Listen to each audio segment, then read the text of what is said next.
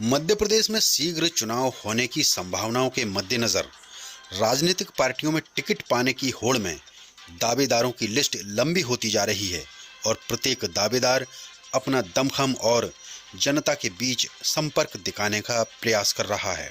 ऐसा ही कुछ हाल है ग्वालियर की 15 ग्वालियर विधानसभा सीट से। यहां से वर्तमान में कांग्रेस से भाजपा में पहुंचे प्रद्युमन सिंह तोमर विधायक हैं और इस समय मध्य प्रदेश सरकार में मंत्री भी हैं। यहां पर कांग्रेस के दावेदारों की लंबी लाइन लग गई है और प्रत्येक दावेदार टिकट लेने के लिए प्रयास कर रहा है। इन्हीं तमाम बातों को मद्देनजर रखते हुए आज हम पहुंचे मंजूलता राजेंद्र सिंह तोमर के यहाँ। हमने यहाँ पर राजेंद्र सिंह तोमर से मुलाकात की और चुनाव को लेकर कुछ चर्चा की। प्रस्तुत है चर्चा के कुछ अंश। तो आप क्या आधार मानते हैं कि आपको टिकट मिलना चाहिए? मध्य प्रदेश में जो वर्तमान परिस्थिति है और बीजेपी ने जिस तरीके से इस समाज को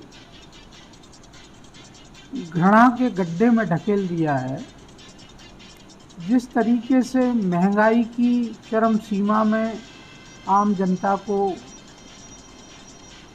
बांध दिया है, जिस तरीके से नफ़रतों की दीवारें ये लोग खड़ी कर रहे हैं, हम सभी का कर्तव्य हो जाता है कि हमको इसके खिलाफ खड़े होकर और एक लड़ाई लड़ना चाहिए जिससे हमारे देश की रक्षा हो सके, समाज की रक्षा हो सके, समाज में भाईचारा बने।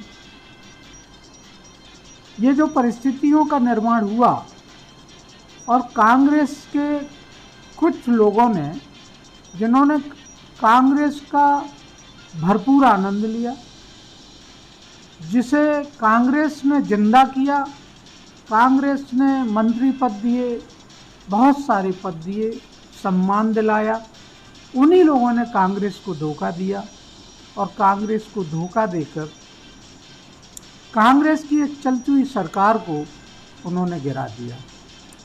मैंने ये जब देखा कि समाज में इस प्रकार की विभत्स संरचनाएं बनती जा रही हैं, भाजपा के कार्य से दिनों दिन महंगाई बढ़ती जा रही है, लोग परेशान हैं और कांग्रेस को धोखा देकर कांग्रेस की एक सच्ची सरकार को गिराने का प्रयास किया गया है, तो मेरा दिल नहीं माना और मैंने ये निर्णय लिया कि समाज को हमारी ज़रूरत है, हमें आगे आना चाहिए और समाज में काम करने के लिए जो एक माध्यम है कि हम चुनाव लड़ें, विधायक बने, अपने यहाँ का प्रतिनिधित्व करें, हम आम जनता के दुख सुख में भागीदार बने और ऐसे लोगों को हम मुंह तोड़ जवाब दे सकें जो इस समाज और कांग्रेस को बर्बाद करना चाहते हैं, नुकसान पहुंचाना चाहते हैं।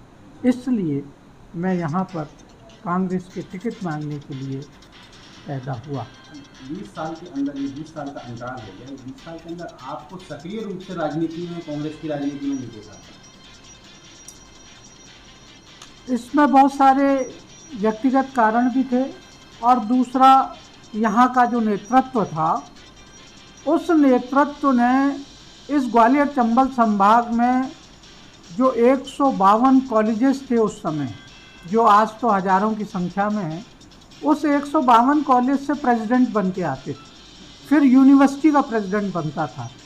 10 साल के अंदर 152 कॉलेज और यूनिवर्सिटी का प्रेसिडेंट मान लें तो 1300 लगा के 1500 स्टूडेंट लीडरशिप इस ग्वालियर में उभर के आई, लेकिन उस लीडरशिप का दमन कर दिया गया क्योंकि यहाँ का नेतृत्व यहाँ के वर्तमान के, यहाँ के गरीबों के, यहाँ के वासिंदों के बच्चों को आगे नहीं लाना चाहता था। वो केवल अपने गुलामों को आगे लाना चाहता था, अपने जो पैर छूने वालों को आगे लाना चाहता था, जो साष्टांग प्रणाम करें उनको टिकट दे के आगे लाना चाहता था। इस प्रकार से तमाम सारे हमारे हरिजन के, हमारे अनुसूचित जाति के, हमारे बैकवर्ड जाति के और हमारे राजपूत जाति के, ब्राह्मण जाति के, इन सभी यंग नौजवानों का मर्दन किया गया इस परिवार के द्वारा और उनको पीछे धकेल दिया गया। यही कारण था कि जब ये यहाँ से गए, कांग्रेस से गए, तो लोगों में एक खुशी का लहर है। लोग ये जानते हैं कि कांग्रेस का जो असली कार्यकर्ता है वो गरीब है, मेहनतकश है, बेरोजगार है, वो मजदूर है, वो किसान है, जिसकी की बात नहीं सुनी जाती।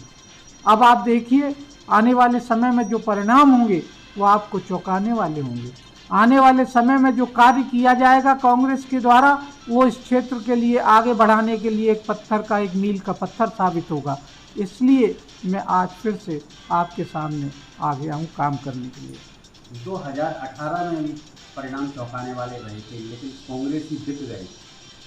कांग्रेस ही नहीं बिके, एक व्यक्ति बिका और उस व्यक्ति को कांग्रेस ने इतना वजन दे दिया था कि उसको 20-25 टिकट यहाँ से मिलते थे और लोग इसलिए नहीं उसके पीछे घूमते थे कि वो यहाँ का नेता है, बस इसलिए उसके पीछे घूमते थे कि कांग्रेस का जो नेतृत्व है उनको वो 20-25 टिकट देता था, टिकट इन्हीं के द्वारा मिलेंगे, ये सोच के तमाम सारे लोग उस व्यक्ति के पीछे लग जाते थे। और यही कारण है कि जिनको उन्होंने टिकट दिलाए उनको उन्होंने सौगंध खिलाई, उनको पैसा दिलवाया, भारतीय जनता पार्टी के माध्यम से उनको करोड़ों करोड़ रुपए मिला। आपको आगे आने वाले समय में ये पता होगा कि किस व्यक्ति को कितना मिला। सुनने में आता है जो मंत्री था उसको 45 से 55 करोड़ मिला, जो विधायक था उसको 30 से 35 करोड़ मिला और इन सब के मुखिया को भी एक मुश्त रकम दी गई। क्या सच्चाई है? ये तो गर्त में है, लेकिन ये क्यों गए? मंत्री आज जो मंत्री है अगर उसको पैसा नहीं मिला तो क्यों गया? वो पहले भी मंत्री था, पहले भी उसी पदों पे था, पहले भी कैबिनेट के मंत्रियों के पद पर था, तो गया क्यों? केवल पैसे के लिए गए। और ये व्यक्तिगत रूप से बिके, कांग्रेस नहीं बिकी। कांग्रेस बिकती नहीं है, कांग्रेस तो जनता की सेवा करती है। तो ये कांग्रेस के बदनुमा दाग हैं जो कांग्रेस से गद्दारी करके गए और उनको सबक यहाँ की जनता सिखाने वाली है। आने वाले चुनाव में आप देखेंगे कि इन लोगों को जनता किस तरीके से पछाड़ती है और किस तरीके से गिराती है। 204 योजनाओं को तो शिवराज ने पहले ही पूरा कर दिया है या करने की प्रक्रिया में है, तो अब कमलनाथ जी के पास तो उन योजनाओं के लिए कुछ बचा नहीं है, तो वो किन मुद्दों को लेकर लड़ेंगे? आपने एक कहानी सुनी थी, हम सब ने सुनी थी कि एक व्यक्ति था, वो कहता था कि शेर आया तो गांव वाले उसकी मदद करने के लिए आ जाते थे। और जब वो वहाँ पे पहुँचे तो उसने कहा मैंने तो आपको इस बात का संज्ञान में लाने के लिए किया है कि जब शेर आएगा तो आप मुझे मदद करोगे या नहीं करोगे। जब वो उनकी इस प्रकार की जो हरकत थी, जब एक बार सचमुच शेर आ गया और वो चिल्लाते रहे और पब्लिक नहीं आई और शेर उनको खा गया। जो झूठे लोग, जो जनता का असम्मान करने वाले लोग, जनता को नीचा दिखाने वाले लोग, बार बार घोषणाएं करने वाले लोग, घोषणाओं को पूरा न करने वाले लोग, इस प्रकार के लोग जब चुनाव आते हैं तो घोषणा करते हैं। मैं आपसे एक प्रश्न पूछना चाहूँगा कि 18 साल की सरकार ने, आप ही करने वाले हैं, आप कह रहे हैं मैं ऐसा करूँगा। क्यों भाई, आप क्यों कह रहे हैं कि करूँगा? आप कर दो ना। आपने 18 साल में नहीं किया। आपने 18 साल में लाडली बहना की याद नहीं आई। आपने 18 साल में नमक युवक की याद नहीं आई। आपको 18 साल में रोजगार प्रदान करने की याद नहीं आई। आपको 18 साल में सिलेंडर कम करने की याद नहीं आई।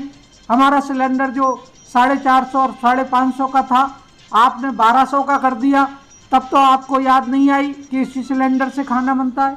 जब इस सिलेंडर से खाना तब भी बनता था, तब भाई साहब आपने क्यों बढ़ा दिया? अब आपको क्यों याद आई जब हमारे नेता ने कहा कि हम 500 रुपये का सिलेंडर देंगे?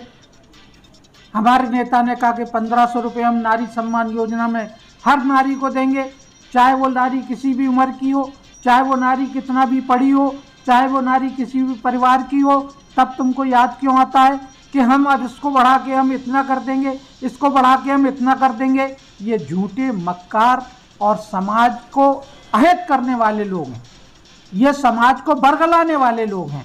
ये समाज का वोट खरीदने वाले लोग हैं। इस तरीके की बात करना लोकतंत्र का अपमान है। इस तरीके की बात करना आम जनता का अपमान है। जनता समझ चुकी है कि ये झूठे लोग हैं। ये झूठे वादे करके हमारा कीमती वोट लेना चाहते हैं। ये झूठे वादा करके हमारा वोट लेके फिर से महंगाई में धकेलेंगे, फिर से बेरोजगारी में धकेलेंगे, फिर से हमें गंदी चीज़ों में धकेलेंगे, जिससे हमारा रहना और जीना मुश्किल होगा। जनता समझ गई है, अब उनकी बातों में आने वाली नहीं है। राजेंद्र तोमर जी, सवाल और करना चाहूँगा आप ही से जुड़ा है कि जब आपने बताया कि एक नेता की वजह से आप कांग्रेस से दूर रहे कुछ समय के लिए, क्योंकि वो पैर फैलाना चाहते थे, और तो ऐसे में आपके भारतीय जनता पार्टी के नेताओं से संपर्क अच्छे रहे, केंद्रीय मंत्री हैं अपने क्षेत्र के, उनसे अच्छे संबंध रहे, आपके परिवार के विवाह में प्रधानमंत्री भी आए, तो ऐसा क्यों? देखिए, मेरे व्यक्तिगत संबंध सभी से अच्छे हैं और जिनका नाम ले रहा हूँ उनसे भी मेरे संबंध है। वो भी आए थे मेरे बेटी के विवाह में। दोनों बेटियों के विवाह में जो है वो आदरणीय ज्योतिरादित्य जी आए थे। और जहाँ तक ये दूसरे लोगों का सवाल है, यहाँ के नेताओं का सवाल है, तो कहीं ना कहीं मैंने उनको जो है वो मदद ही की है। जब वो राजनीति में आना चाहते थे तब मैंने मदद की है। राजनीति सिखाने में मेरा हाथ रहा है उनको। तो व्यक्तिगत रूप से मेरे सभी के संबंध हैं, लेकिन व्यक्तिगत संबंधों का ये तात्पर्य नहीं है कि आप समाज को गलत दिशा में ले जाओ। उसका ये मतलब नहीं है कि आप समाज में भाईचारा ख़त्म करो। उसका ये संबंध नहीं है कि हिंदू मुसलमान करके आप वोटों की राजनीति करो। मैं ये कतई बर्दाश्त नहीं करूँगा। राजेंद्र तोमर जी, टाइम ग्रुप से बातचीत करने के लिए आपका बहुत बहुत धन्यवाद। आपको भी बहुत बहुत धन्यवाद। जय हिंद, जय भारत।